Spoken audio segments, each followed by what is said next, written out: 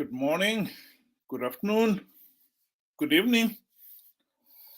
This is a short documentary on BBC about the increasing threat of politically motivated violence against immigrants in South Africa. And we know that Zimbabweans, there is a number of Zimbabweans in South Africa, and they've been a target in the past. So the threat is real. I'll just play a short clip of it.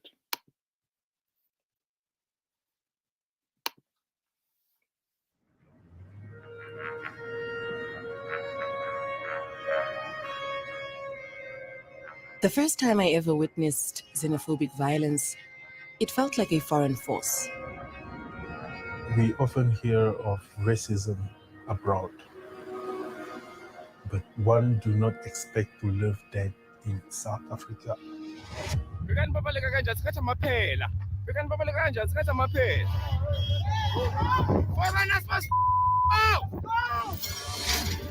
As xenophobia became more prevalent in my country, I wanted to look away.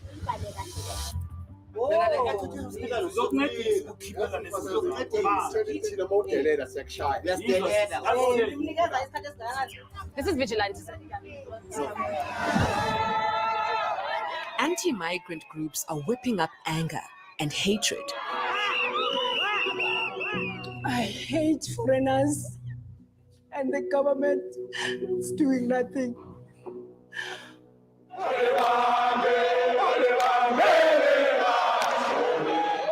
And the scapegoating of migrants is threatening the fabric of our country. We are coming for you. As the economy breaks down, South Africa's migrant community is in the firing line. This is the reality that we in Zimbabwe must face. We have failed to address the problem of Zimbabwe's gross mismanagement, rampant corruption, and criminal waste of the nation's material and human resources. We cannot keep on running away from that now. This is a reminder why we really need to address the problem of bad governance in Zimbabwe. We have a chance to implement the democratic reforms, without which there is absolutely nothing that can be done to change the system. The reforms, implementing the democratic reforms, is the key. And we have a chance, thanks to SADC election observers, who condemned the last month's elections as a sham, and the AU. They have refocused on the issue of you need free, fair, and credible elections. I do not think that SADC can turn around now and somehow disregard that report. I firmly believe that they have to stand up to Zanu PF and tell them that the regime is illegitimate. And I think they will do that. But what happened next? That is important. The very idea that we can have Zanu PF and CCC in the government of national unity, again, as happened in 2008, is outrageous. Zanu PF, even these elections, even after SADC had said the elections were a sham, Zanu PF maintains that the elections were free, fair, and credible. The regime knows that if they implement the democratic reforms, they will have compromised the very system that has kept them in power all these last 43 years. Zanu PF will never reform itself out of office. That is at the heart of it. And so to include them in the government of national unity, one has got to say they are there as to do what? They'll definitely not be playing any active role to make sure that meaningful reforms are implemented. They will only be there to make sure that they disrupt as much as possible that work. Undermine it if they cannot stop it. And dilute it in every possible way. That is the very last thing we want. We want to emerge out of this GNU a democratic nation with strong democratic institutions able to deliver free, fair, and credible elections. That is at the heart of this GNU. We wasted that opportunity in 2008 to 2013. We cannot afford to waste it again. Some people have argued that CCC must be in the GNU. To do what? CCC were, as MDC, in the last GNU. They failed to implement even one token reform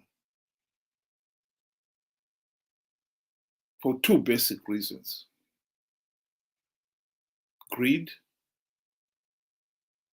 and incompetence. We cannot pretend that this is a competent opposition party. They are not. Let's be honest about that. Most of their leaders actually do not even know what we're talking about when you're talking about the democratic reforms. The few who understand what they are have since compromised themselves to the point where they are going now with the flow. And they've been going with the flow all along. I have said on this platform, quoting Tendai Biti, how he had argued that the participating in these flawed elections was futile. He said this in 2015. He admitted it. We cannot keep on doing this. But obviously, he must have presented his argument to his fellow opposition leaders. And when he realized that none of them were taking it, he gave up. And he started participating himself. David Coulthard went through the same process. This is a quotation from his book. It was obvious to David Coulthard and to anybody who really know even the most basics of what free, fair, and credible elections are, that the election process in Zimbabwe has become so flawed, so illegal, that honestly you cannot keep on participating in it. But when he could not convince his fellow opposition members, they ended up participating. And in his book, he's admitting why they continued participating.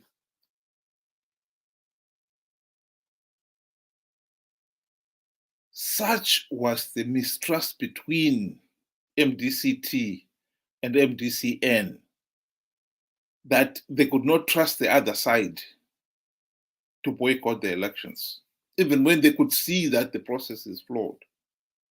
Because they also knew that Zanu PF was offering a few gravy train seats to EFA to entice people to participate. And so they ended up all participating, and they've all been participating for the sake of the few gravitran seats.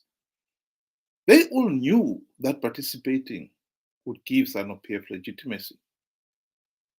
But for the sake of the few gravitran seats, they continued participating. Getting Triple C in this government of national unity would be because they are desperate for the gravitran seats, not because they are desperate to implement the reforms. Forget it. Chamisa and company are not interested in implementing the democratic reforms. They are interested in securing the gravitran seats for themselves. And once they are in that GNU, they've secured their gravitran seats. In the last one, they did not want to rock the boat so that they could continue enjoying their gravitran seats. In this one here, I don't see why that should change.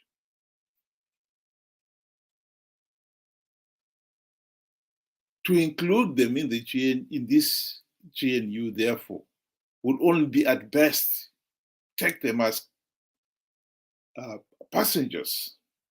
They're not going to be fighting for reforms. They're just passengers. They are there for the gravitran seats, at best.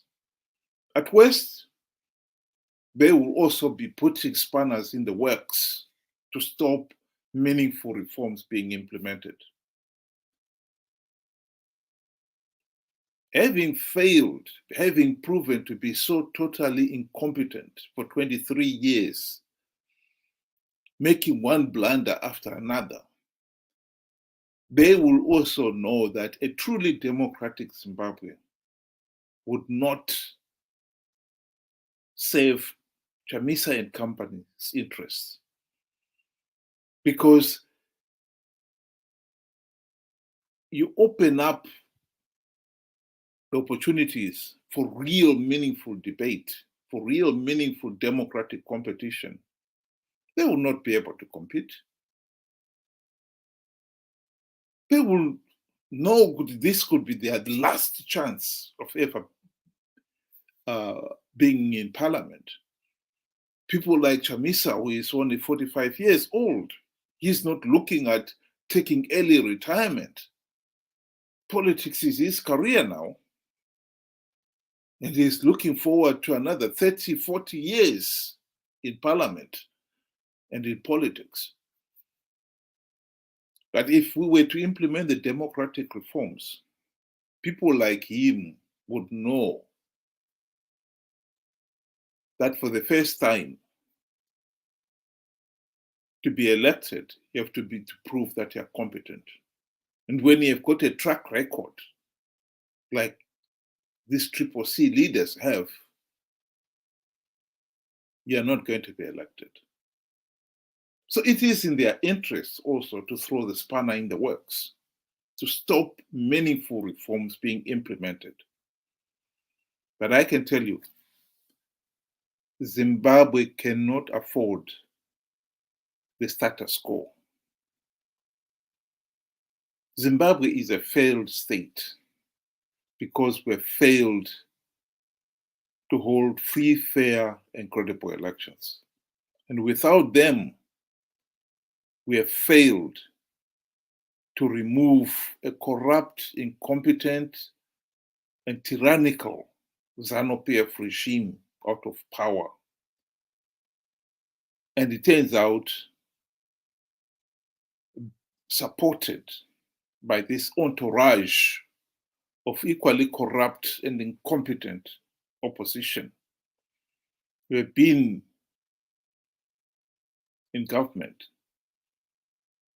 Initially in the GNU, when they failed to implement any meaningful reforms there, they settled down now to participating for the sake of the few gravitran seats that Zanu PF gives away. We need a GNU that will deliver democratic reforms. that at the end of it will be able to hold free, fair, and credible elections and get Zimbabwe back on a democratic footing. Only then can we really meaningfully and confidently expect meaningful economic recovery.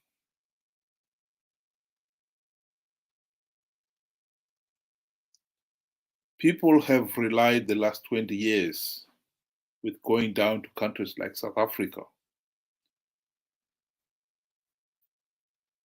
to earn a living. The pressure in South Africa is going to have elections next year. And the issue of foreigners in that country is on the table.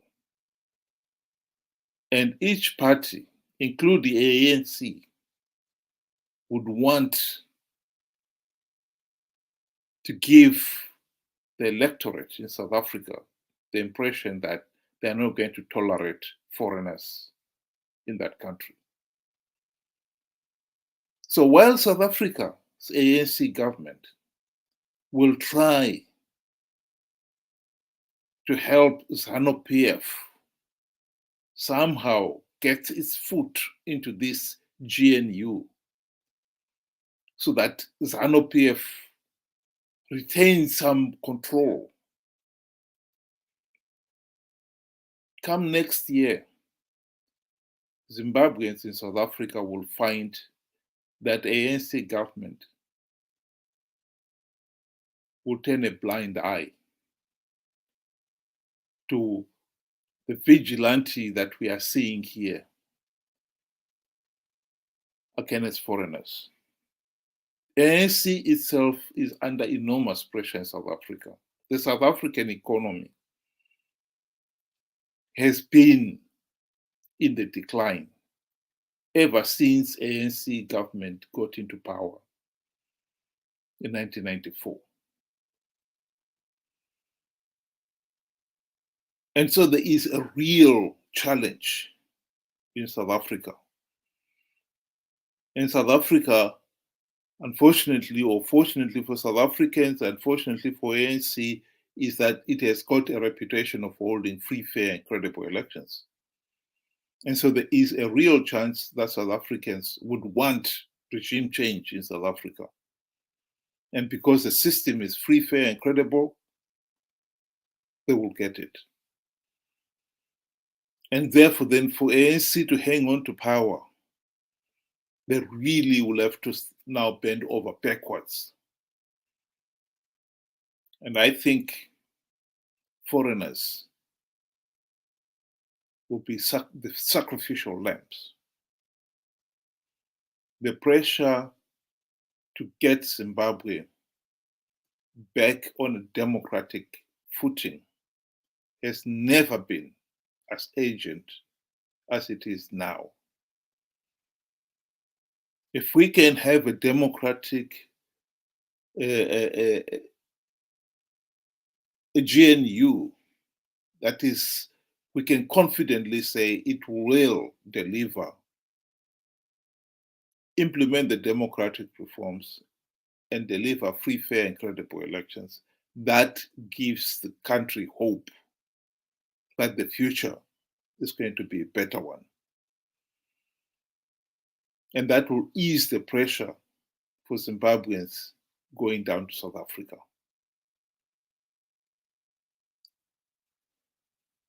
The issue of compromising on who is going to be in the GNU is completely out of the question. We cannot have anybody who is not going to play a positive role to deliver, to implement those democratic reforms. So Zanu PF is out. And we cannot have somebody who is just a passenger at best. And therefore then CCC is out. Zanu PF and CCC were the government of the day. And it was their responsibility to make sure that the election, the 23rd August 2023 elections, are free, fair, and credible. As we know, that those elections were not free, fair, and credible. And that's why we are in this mess. And to say the same people who failed to implement, to deliver free, fair, and credible elections can somehow be in the interim government is nonsensical. Are we rewarding them for their failure? Because that is what it means. And what chance do we have that they will this time do the right thing to make sure that we've got free and fair elections? There's nothing. They've got a history of having failed to implement even one reform. I think we need to set this and set it loudly and very clearly. We need a GNU, and that GNU must deliver on the democratic reforms. All of them, not some, all of them. And I think we have got many completely capable men and women in Zimbabwe who can be appointed into that GNU and deliver those reforms. The only reason why Zanu PF and CCC would be in this GNU will be purely to appease them.